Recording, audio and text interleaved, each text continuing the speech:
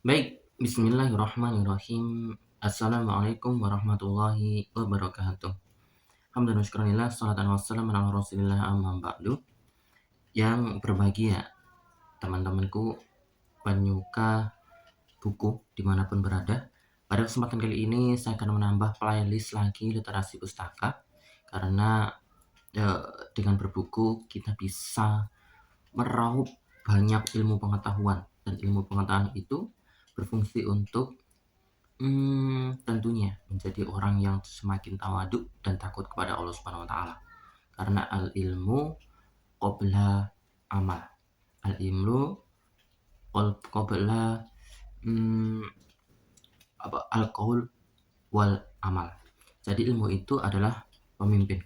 Maka buku-buku harus kita selidiki, kita daras, kita tadarusi bersama supaya usia kita makin berkah, berfungsi untuk iqra, sebagaimana yang akan kita bahas pada hari ini, yaitu buku Buya Hamka. Ini adalah salah satu tokoh yang kita sama-sama tahu setelah viral film Buya Hamka di bioskop. Dengan membaca buku ini, tasawuf modern, bahagia itu dekat dengan kita, ada di dalam diri kita. Dinamakan tasawuf modern, tapi isinya tentang kitab berbahagia. Baik bahagia menjadi pribadi muslim, berbahagia di dunia maupun di akhirat. Nah, teman-teman yang berbahagia, kalau kita melihat film almarhum Buya Hamka, kita melihat volume 1, volume 2, volume 3, kita ini ya terpesona, Masya Allah tabarakallah, dengan keteladanan yang ditujukan oleh Buya Hamka. Namun setelah membaca buku ini, kiranya kita bisa menyimpulkan bahwa Buya Hamka itu ya manusia pembaca, manusia yang terus menyelidiki ilmu pengetahuan, manusia tokoh ulama, mujahid, mujtahid, mubalik yang literer, suka membaca, kemudian mubalik, disampaikanlah dengan tulisan dan juga ceramah-ceramah di mimbar. Nah, ini pentingnya para ulama ya yang suka membaca, tidak hanya uh, apa mendengarkan, tapi penyelidikan itu yang patut kita apresiasi. Bayangkan waktu dulu itu belum memadai seperti sekarang ini fasilitasnya. Beliau Buya Hamka ini masih penyelidikan terhadap ilmu-ilmu itu, kitab-kitab yang ya kitab-kitab klasik, kitab Garat kemudian diterjemahkan ke Arab, atau kitab Arab dicari, diselidiki satu demi satu, kemudian ditulis ulang dengan sebelah jari loh, ya tek tek tek tek gitu, mesin tik pada waktu itu. Bayangkan, inilah kita sebut dengan mujahid, juga mujtahid, dan juga mubalik. Selain ternyata ketika beliau menuliskan buku ini, kita dapati ada nilai-nilai sastrais, yaitu pujangga. Karena buku ini itu tidak serta-merta memberikan menggurui, tapi ada kalanya ada kata-kata sastrais. Ya, misalnya ketika beliau menerangkan tentang hikmah gitu ya, maka dimulai dengan pendahuluan itu bernuansa sastra yang indah gitu. Misalnya saat matahari terbit dari arah barat, kemudian tenggelam, waqtilafil laili wan nahar gitu ya. Kemudian anak-anak dan sebagainya diterangkan keadaan sekitar, kemudian baru berceramah. Ini adalah salah satu strategi dakwah gitu, dalam hal menulis. Baik, kita lihat sebentar tasawuf modern ini ternyata rubrik dari pedoman masyarakat yang beliau korbankan waktunya untuk berdakwah di majalah pedoman masyarakat, dan ada rubrik tasawuf modern. Nah, tasawuf modern ini digemari, disukai oleh banyak ulama, ustadz, kiai, orang-orang membacanya. Sehingga ketika pedoman masyarakat terbit, maka yang dicari adalah salah satunya tasawuf modern ini. Nah, kumpulan-kumpulan tulisan-tulisan tasawuf modern ini kemudian dibukukan. Masya Allah, ternyata di dalamnya berisi tentang itu konsep-konsep orang-orang yang berbahagia. Bagaimana menjadi pribadi muslim yang bisa berbahagia dunia dan akhirat. Nah, kalau kita cermati eh, dari awal sampai akhir, hmm, ini menarik ya. Mungkin ada yang skripsi, tesis, disertasi bisa apa eh, mengambil judul apa sih konsep berbahagianya ala Buya Hamka gitu ya. Tapi sebelum itu saya sedikit menemukan bahwa yang dimaksud bahagia oleh Buya Hamka itu meliputi tiga, yaitu orang yang bisa ma'rifatullah, mengenal Allah dengan sedalam-dalamnya. Kemudian yang kedua adalah mutakin, dan yang ketiga adalah sobirin. Ma'rifatullah, mutakin, sobirin ini adalah orang-orang yang senantiasa berbahagia di dunia dan akhirat. Orang yang punya ma'rifatullahnya bagus, mutakin, orang yang senantiasa bertakwa dimanapun berada, kemudian yang sobirin, sabar terhadap ujian, sabar dalam ketaatan, sabar dalam menerima ujian, sabar dalam menahan maksiat, itulah orang-orang yang sejatinya punya hati yang tentram dan berbahagia di dunia maupun nantinya di akhirat, insya Allah. Kemudian Buya Hamka juga memberikan pengalaman-pengalaman hidup yang berharga ya. Misalnya pengalaman-pengalaman hidupnya ketika bertemu seseorang, kemudian dituliskan di buku ini. Kemudian pendapat-pendapat barat, pendapat-pendapat tokoh ulama, kemudian diselidiki, disarikan, kemudian menjadi konsep-konsep yang jenius barangkali. Nah, tawadunya Buya Hamka itu juga terlihat di dalam buku ini. Beliau tidak merasa menggurui bahwa beliau ini mengaku tulisan-tulisan eh, yang dia dapatkan itu berasal dari ilmu-ilmu sebelumnya, sehingga beliau punya sikap rendah hati ya terhadap ilmu itu. Misalnya beliau mengatakan begini, kita pertautkan di sana dan di sini, kita rekat dengan pemikiran sendiri dari Al-Quran, hadis, kemudian perkataan para alim ulama, kita kumpulkan kata si anu dan si fulan, lalu kita namai dia tulisan kita laksana perkataan Imam Fahruddin Ar-Razi yang masyhur. Walam nastafid mim bahtina tula umrina siwa an jama'na fihi kila wa qalu.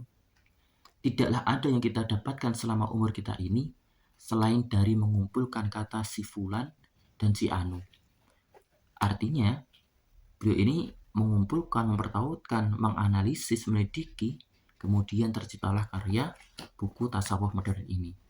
Dengan begitu, kita menjadi belajar ya. Harusnya ya memang sulit menjadi mujahid yang serakus membaca, mempertautkan ilmu ya, mencari ilmu yang sangat luas sekali.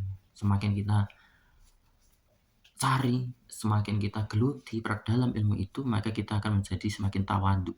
Kita tidak tahu apa-apa, kita merasa rendah sekali setelah semakin banyak ilmu yang kita daras.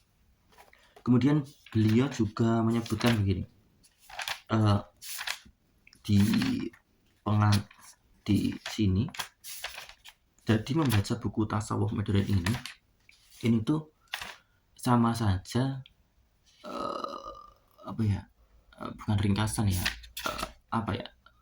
diilhami oleh kitab-kitab yang beliau baca gitu ya.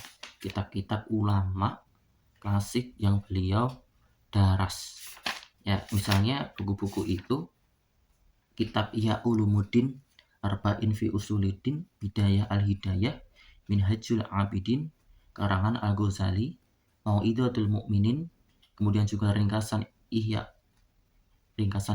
Ihyanya oleh Jamaluddin Ad-Dimsyaqi, Tahdhibul Akhlaq karya Ibnu Maskawih. Ini Ibnu Maskawih ini ya, ulama akhlak yang jarang orang ketahui. Nah, beliau ternyata juga menyelidikinya ke sana ya. Kemudian beberapa risalah dari Ibnu Sina, tafsir Muhammad Abduh, Raddu ala Dahriyin, karya Jamaluddin Al-Afghani, Al-Khuluqul Kamil, karya Muhammad Jadil Maula, Hayatu Muhammad dan Fi Manzilil Wahyi, karya Dr. Husain Haikal, kumpulan majalah Al-Hilal, kumpulan majalah Azhar, Abadud Dunya Waddin, karya Al-Mawardi, Toharatul Qulub, karya Ad-Darini As-Sufi, Riyadus Solihin, karya An-Nawawi, dan lain-lain sebagainya. Artinya ketawaduan beliau ditunjukkan ya. Memang ilmunya tidak asli dari pikiran beliau sendiri. Beliau mengakui didapat dari mujahadah dari ilmu-ilmu kitab klasik ulama-ulama masa lalu. Dan bayangkan ketika pada waktu itu belum secanggih sekarang, betapa perjuangannya Buya Hamka dalam menemukan ilmu itu. Dari kitab ini dibaca Arab, ini kan belum ada terjemahan, kemudian dengan mesin ketik yang seadanya dan keadaan politik pada waktu itu. Ini kalau tidak Allah memberikan taufik kepada Buya, sulit Buya Hamka untuk istiqomah di jalannya. Apalagi ada ujian-ujian kepadanya, fitnah-fitnah dan sebagainya, sampai ketika masuk penjara beliau jujur, ada tamu yang tidak diundang yang bernama setan ketika itu membisiki bahwa lebih baik bunuh diri daripada mati oleh polisi-polisi itu. Dan ini ujian oleh ulama ketika sudah berjuang begitu, kemudian difitnah, dimasukkan dalam tahanan. Ternyata Buya bisa menjadi orang yang konsisten, tidak hanya mendakwahi orang, tetapi bisa mendakwai diri sendiri dan diurungkan niatnya untuk mengakhiri hidupnya sendiri. Ya, dia sabar dan mengambil hikmahnya itu. Dengan di penjara, dia bisa bersyukur, bisa menyelesaikan tafsir Al-Azhar. Ini juga ditulis ya di dalam pengantar beliau ya. Ini ketika di penjara. Ini.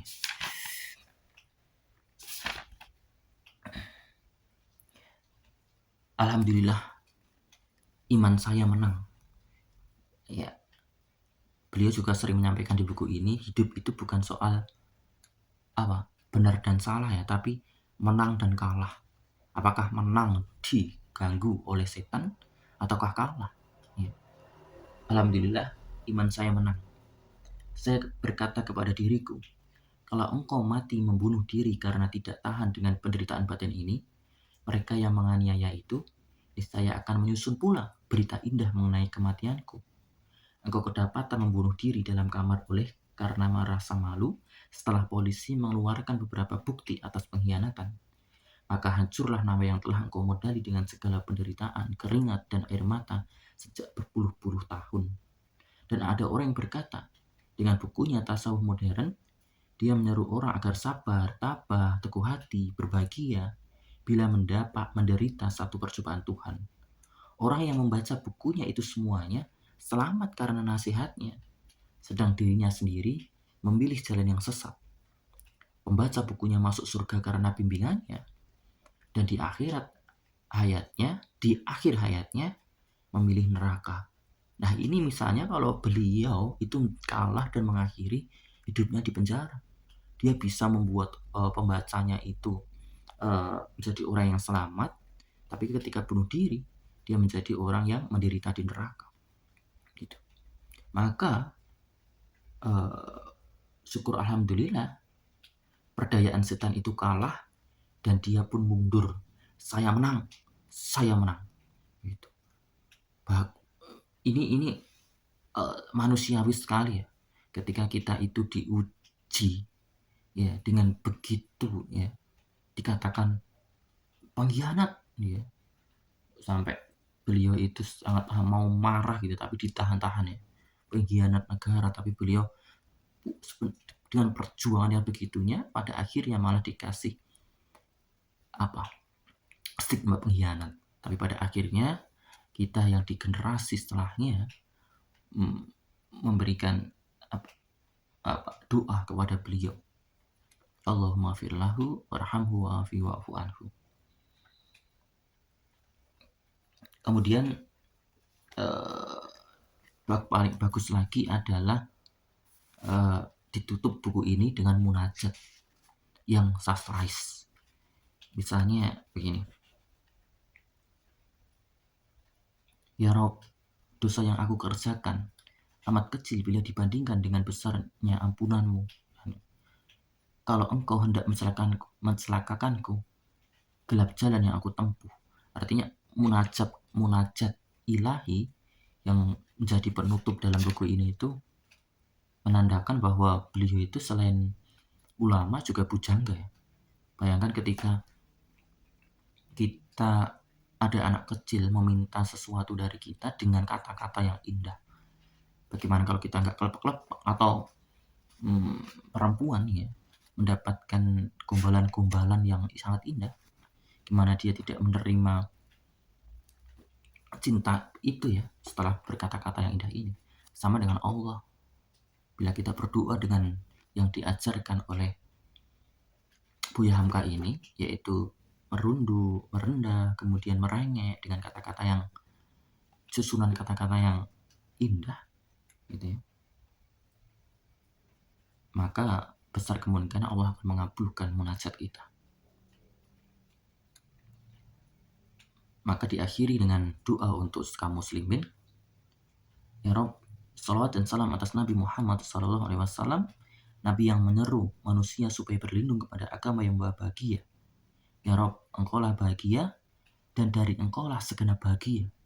Maka hidupkanlah kami dengan bahagia dan masukkanlah kami ke dalam janahmu, negeri yang penuh bahagia. Amat suci dan amat tinggi engkau ya Rob, yang mempunyai segenap kemuliaan dan keagungan. Allahumma sholli wa sallim ala sayyidina wa maulana Muhammad. Amin. Jadi buku ini menceritakan tentang kita berbahagia, kemudian diakhiri dengan munajat ya, untuk memohon kepada Rob yang berbahagia, dari sanalah segenap kebahagiaan itu, dan berakhir pula menjadikan makhluk seorang hamba ke tempat yang berbahagia, yaitu janahnya. Masya Allah. Sudah sangat lama ini. Sebenarnya ini baru sedikit sekali, belum membahas isinya, sangat banyak sekali. Dan ini kalau didaras pengajian atau diskusi, ini masih relevan hingga kini. Ini sangat relevan dengan ini.